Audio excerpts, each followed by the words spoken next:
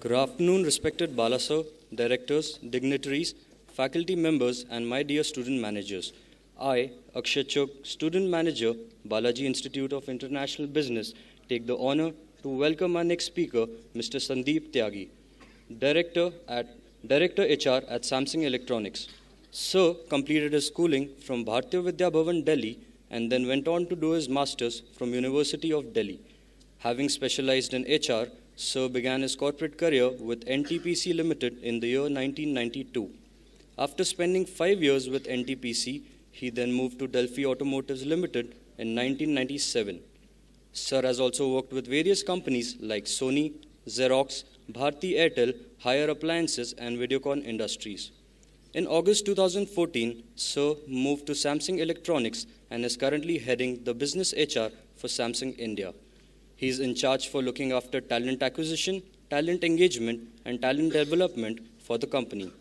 Having spent more than 2 decades in this industry, Sir is a well-known name amongst the masses. I'm sure his experience and knowledge will benefit us greatly today. Sir, we are eagerly waiting to hear from you. The podium is all yours.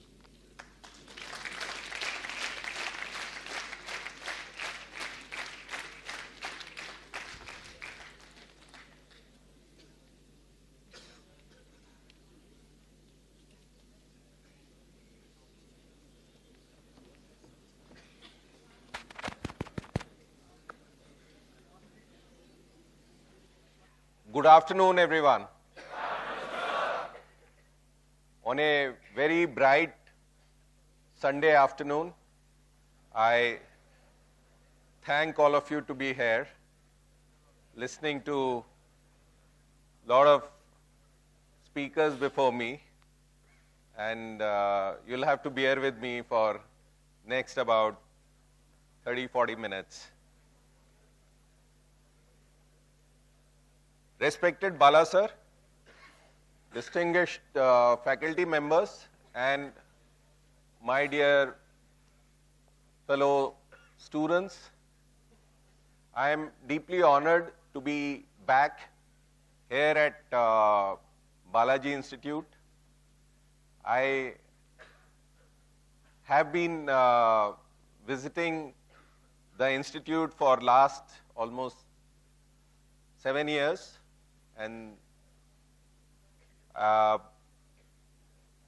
thanks to the love and affection Bala sir has showered on me from quite a long time, that I always look forward to visiting you. So thank you, sir. Today I've been asked to speak to you, all of you, on basically as a corporate leader, I would be discussing the current role of HR and challenges faced by HR in the current business scenario, which are very dynamic times for the industry.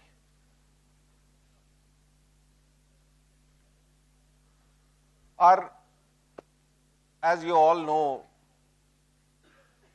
we are in a very dynamic times, passing through lots of highs and lows within the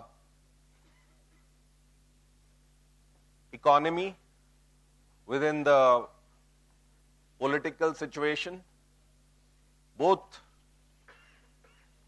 nationally and internationally also. And this impacts our business, our industry in a very big way.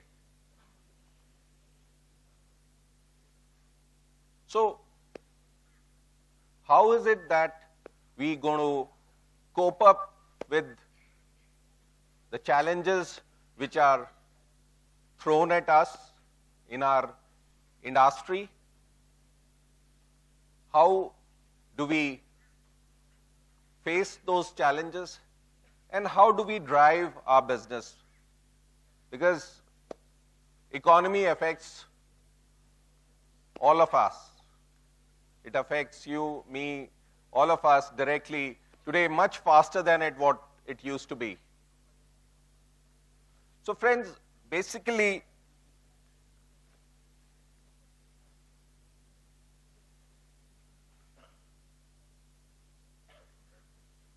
as India moves forward in its approach of globalization and liberalization, we are in a very scenario where we are impacted by the global forces in a very big way, which cannot be avoided. And we want to internationalize ourselves very fast. The events internationally affects the stock markets, and stock markets are now so much globalized that if there is a movement somewhere in US, it reflects all across the world and in India also. So we got to see our strategies and philosophy in those aspects.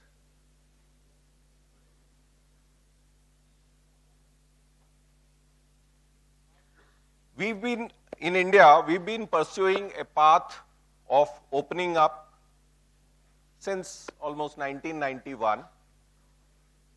And we've been moving towards opening up. But the pace at which we are opening is something is in a very, very gradual and a slow manner. The reforms which in any other country, even communist country like China, which would take probably a month or 2 months, takes around 10 years to implement in India. The FDI in insurance sector took about 10 years for that bill to pass when the current government came. And our very dynamic Prime Minister has initiated things Make in India and basically wants Make in India to succeed. But how is it that Make in India will make an impact and move? Because last 1.5 years, we've really not moved much in that. So what are the factors which are hindering that movement? He's doing a great job, he's going around the world, inviting investments in India, but on the ground, things still have a long way to go.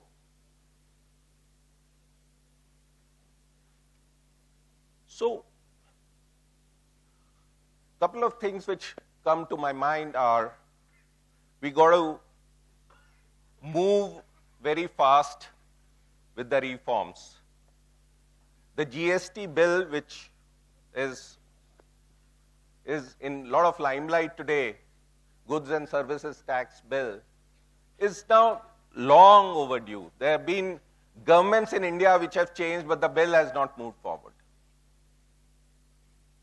And this is the single most reform which the international community is looking forward before they make decisions of investment. No amount of personal relationships or things will really make an impact until our taxation structure gets smoothened and gets more predictable. So we need to move very quickly on things like goods and services tax, because the international community, international investors are watching this before they make their decisions about investing in India.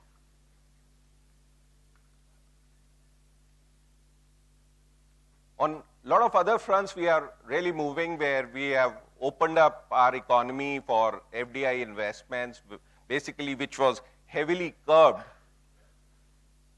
Now, I'm sure once these changes are put in place, this will bring in huge FDI investments.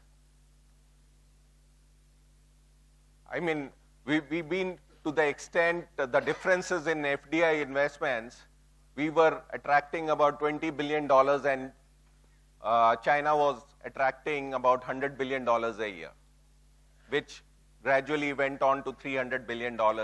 That's the kind of gap which we share with our neighboring country, and that is a communist country.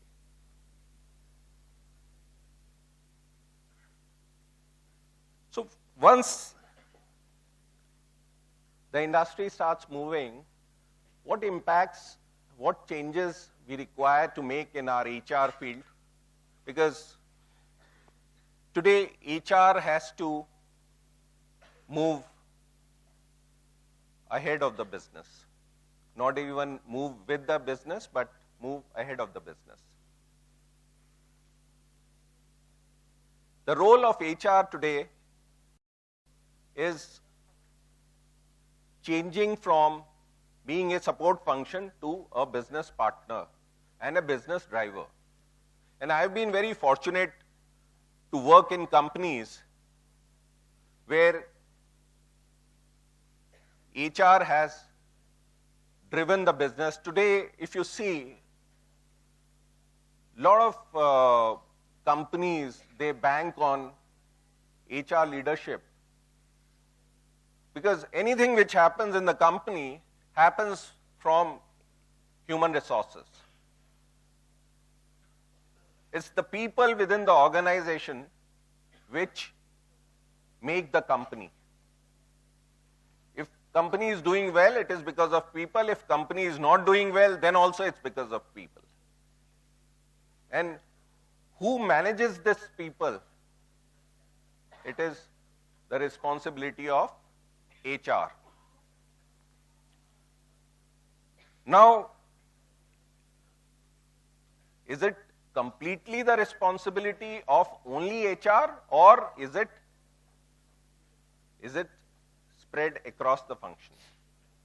So I want to understand, I want to know your views that today is HR only a responsibility of only HR function, or is it spread across the organization?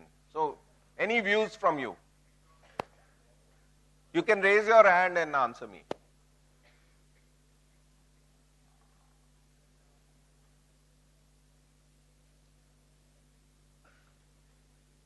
Yeah, please.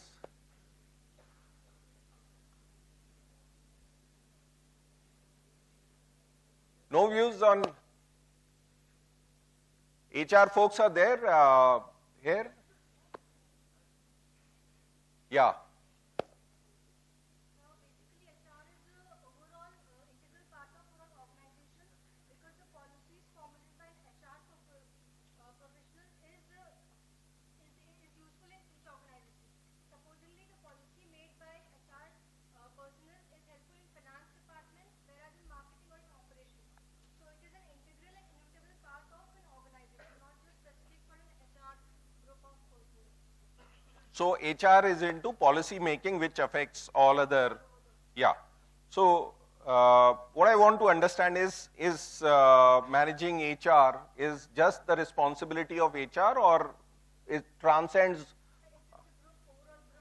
It's an overall group activity. Anybody else?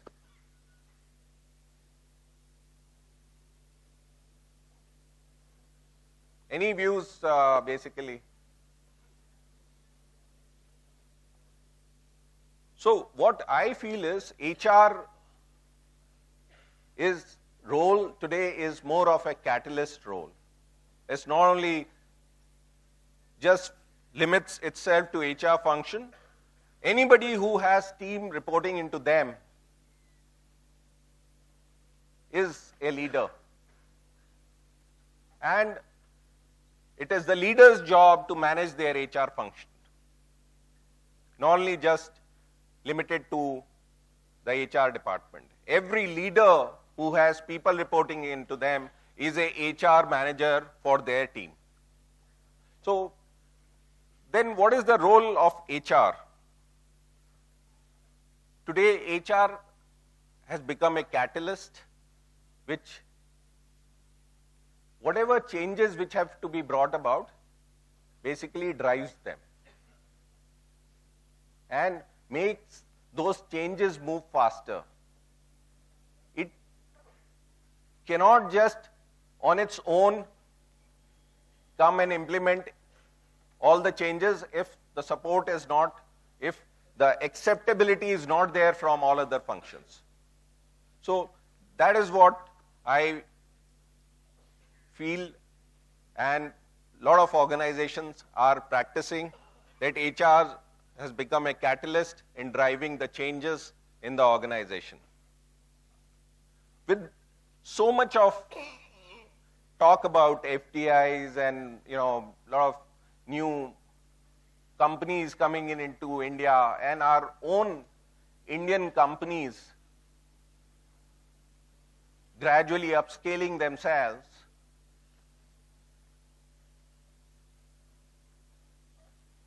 the expectation from HR is increasing many folds. HR has to take care of the employee engagement, keeping the organization running, and also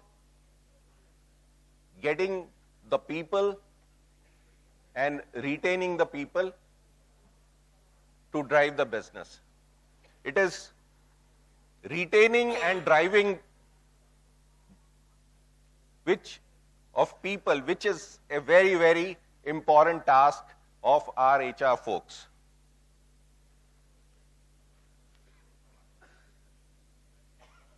So I want to understand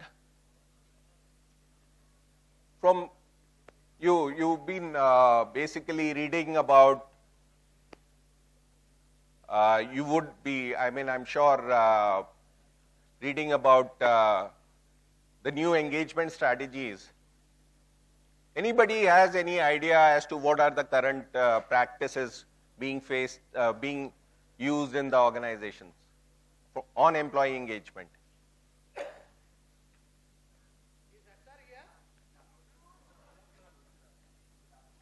Okay, HR is not here. So, sorry, I thought, HR folks going to be here. And so, yeah. But maybe even if HR students are not there, it affects everybody. So, yeah. Absolutely. Talent management and talent OD. So we got to look at what comprises of talent management and OD. It's a very wide topic which forms employee engagement, talent management and talent OD. What OD means, organization development. So talent development and talent management.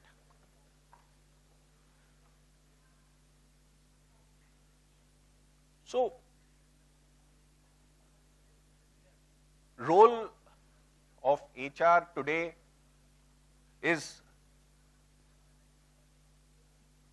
bringing in the right talent as per the organization need. Today we have huge amount of surplus population, but are they really employable?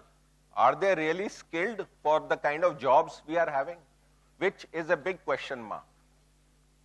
The biggest challenge we as recruiters, HR heads of organization face is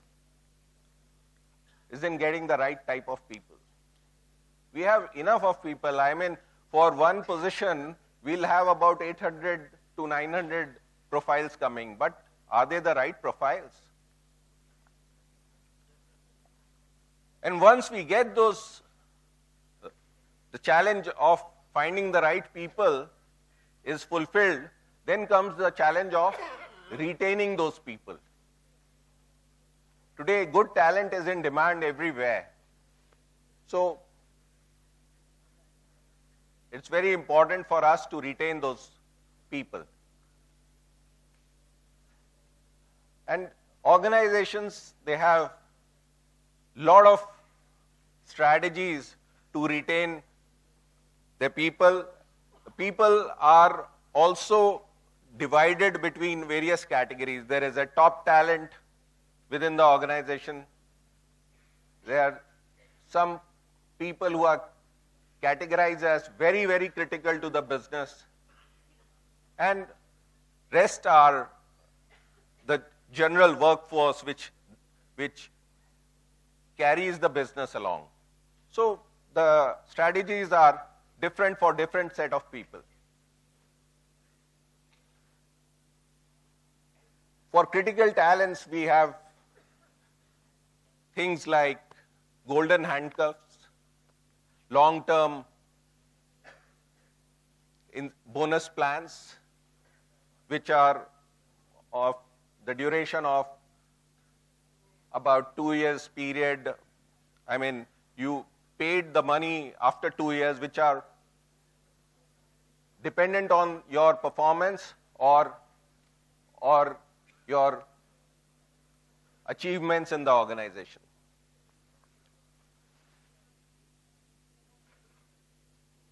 So friends,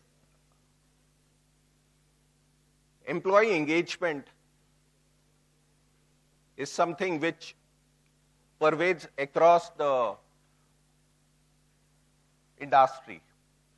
Not only is limited to the companies, but also it applies everywhere. It may be the educational institute like yours.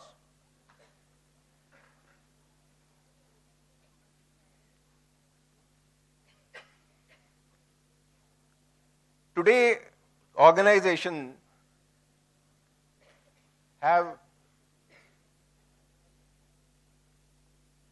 for retaining the talents, huge amount of instant gratification, instant reward systems. Reward systems, to be successful, have to be instant and have to be commensurate with the achievement. If reward systems are not made exciting, people are not going to stay or be engaged in the organization. And the whole performance of the organization is dependent on the achievements and the rewards. Next factor which is impacting the business today is technology. Technology is impacting business in such a scenario where organizations like ours, which are into sales and marketing, we get absolutely accurate daily figures of our sales on a daily basis. If one mobile handset is sold somewhere, we get the information and the report on that. So technology is playing a huge role in today's business scenario. It'll be interesting to note that all our sales people, we have about 17,000 sales people across the country on our dealer shops, the major big dealer shops, and all of them have a mobile with an application which they are supposed to report back their daily sales to the company. And in the organization, there is a cell which collects all this information on a daily basis. And next day morning, that report is presented to the management on how much sales has happened, product-wise, model-wise, category-wise.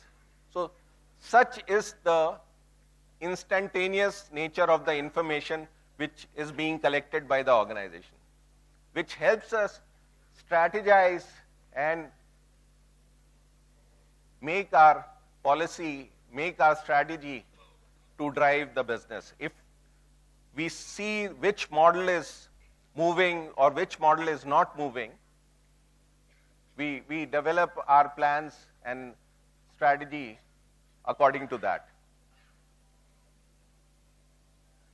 Also, technology is helping us to also track the movements of our salespeople, whether they actually visit the dealer base or they take their work casually and do not do their standard operating procedures. So once a sales executive is supposed to visit a particular set of dealers in a day, whether he visits them and what all information he gathers. This is all automated nowadays.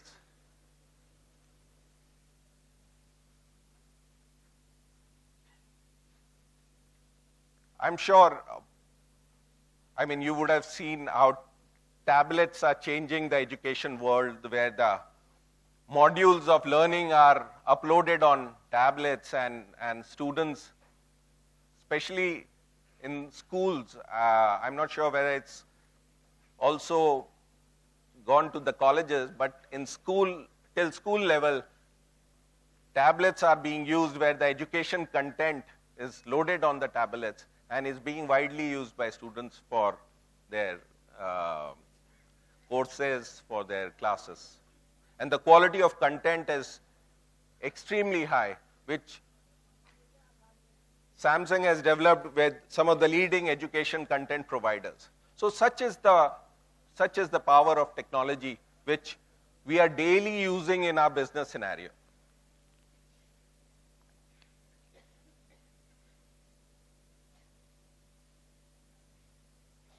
Also, there is huge amount of competition which is there within the companies, and technology is something which is of very, very critical nature. So the security of our data systems is extremely important for the organization. And we try to keep those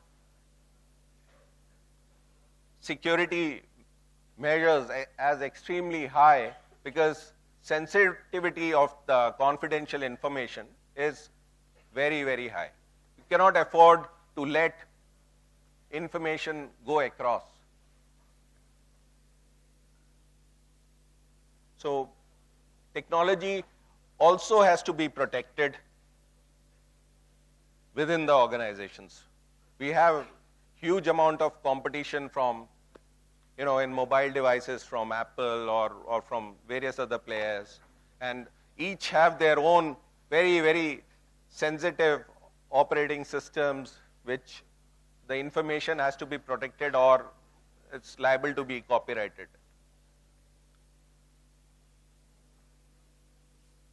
So friends, these are some of the challenges which are being faced, and HR has to kind of strategize their policies and strategy to keep up with them. Gone are the days, earlier there used to be performance appraisal systems in the organization which were on an annual basis. So from annual basis, we came to biannual basis, 6 monthly appraisal systems. Now even 6 months is a long time. Now we have systems which are appraising our people on monthly and quarterly basis, which are formal appraisal systems. Otherwise, we have weekly analysis of productivity and appraisal of people. So that is how the pressures and the systems are evolving, and HR, which was tuned to do annual appraisals or a biannual appraisals, today has to get involved on a monthly basis, if not weekly. Weekly, the reporting system has already evolved, but still the appraisals are happening on monthly and quarterly basis. And accordingly, the rewards and the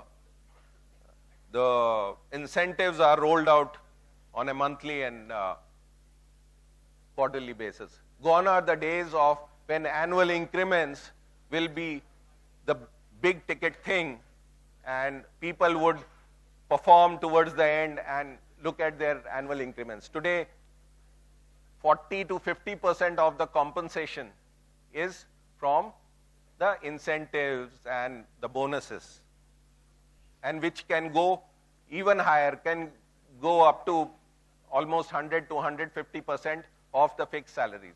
So the focus on fixed salaries is coming down. So that is where human resources is called to devise those strategies which motivate the people and drive the business.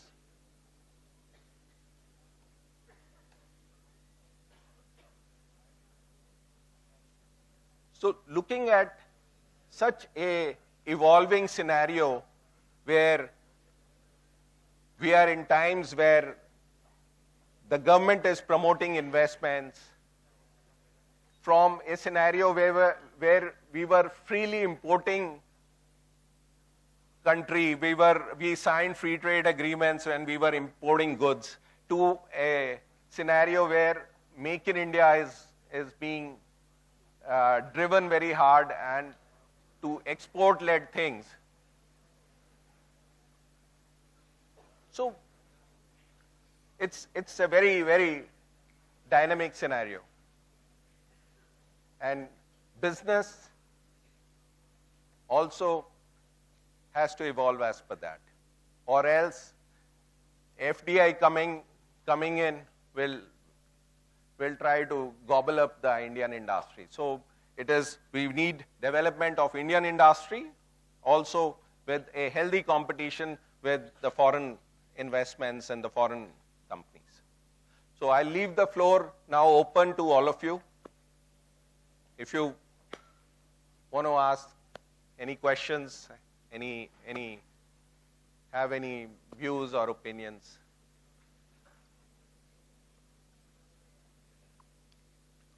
Any questions, please? Yeah. Your name and your question.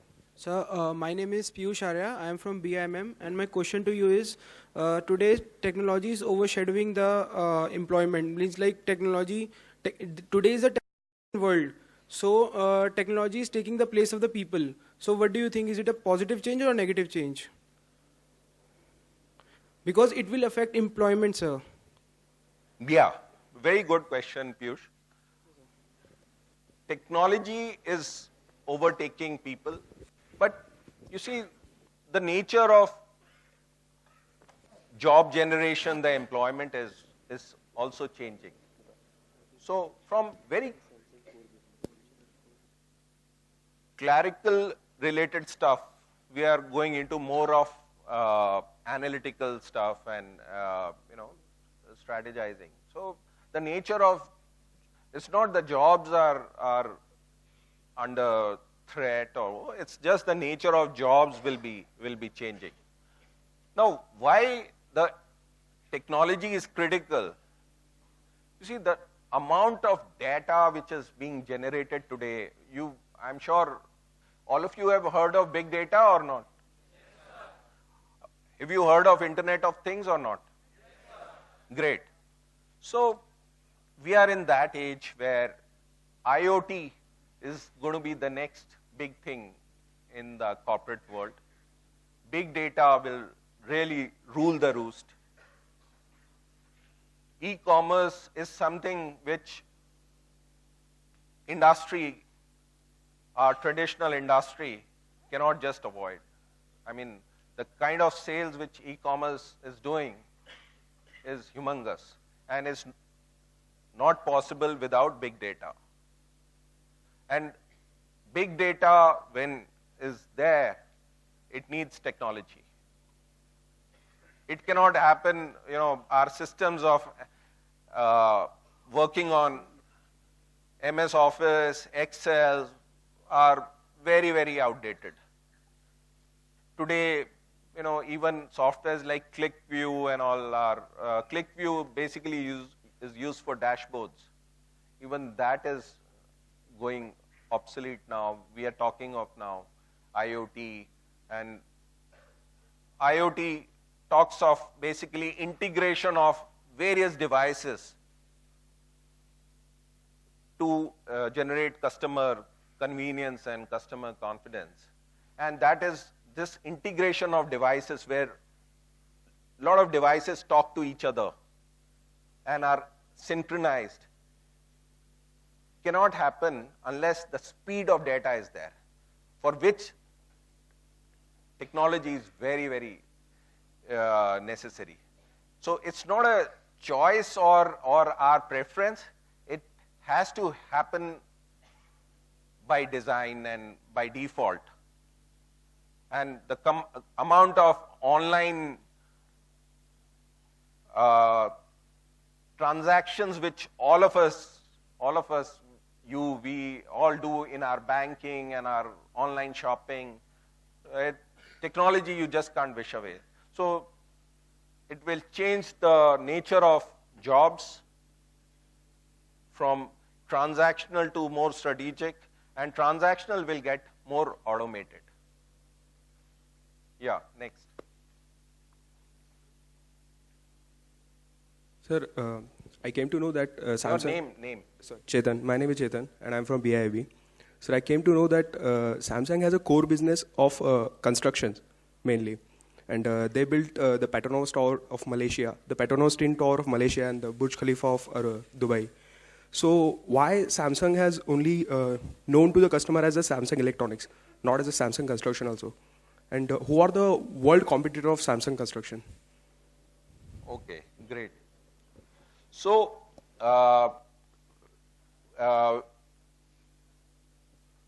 good compliments to you that you know that Burj Khalifa and Petronas has been made by Samsung. Also, Samsung is very heavily involved in India into Delhi Metro Rail Corporation, DMRC, and other places where metro projects are going on. So Samsung is a very key player in those areas.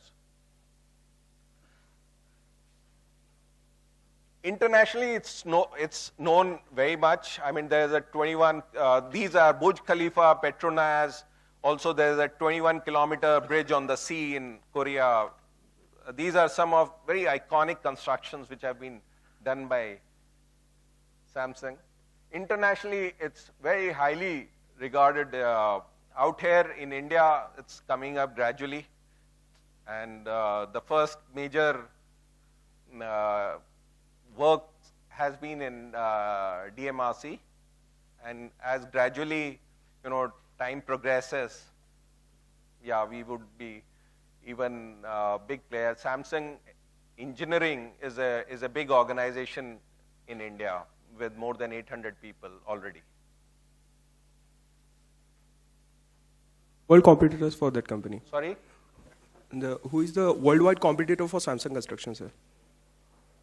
Competitor, I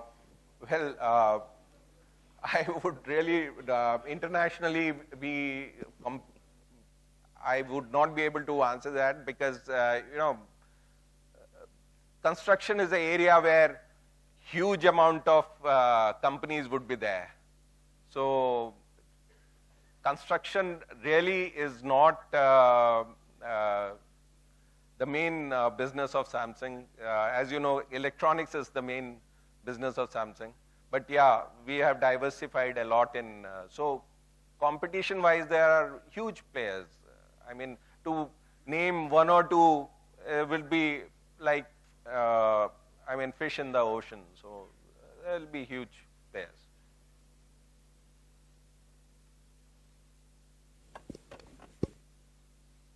Also, I would just add that Samsung has also built the largest shipping containers. So Samsung shipping is also a very big industry.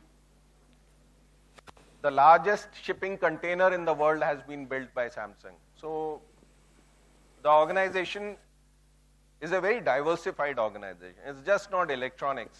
So, but yeah, the core of Samsung is Samsung Electronics, which is now moving towards semiconductors. It is semiconductors which is the focus and the new business which gives maximum revenue to Samsung.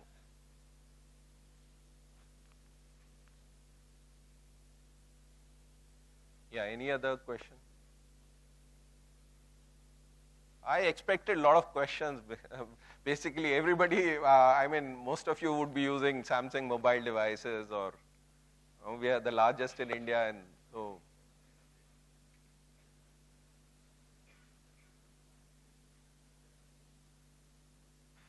So if there are no questions, I would like to close my address and thank all of you to be present here. And I'm deeply honored, sir, for having invited us here. And thank you very much.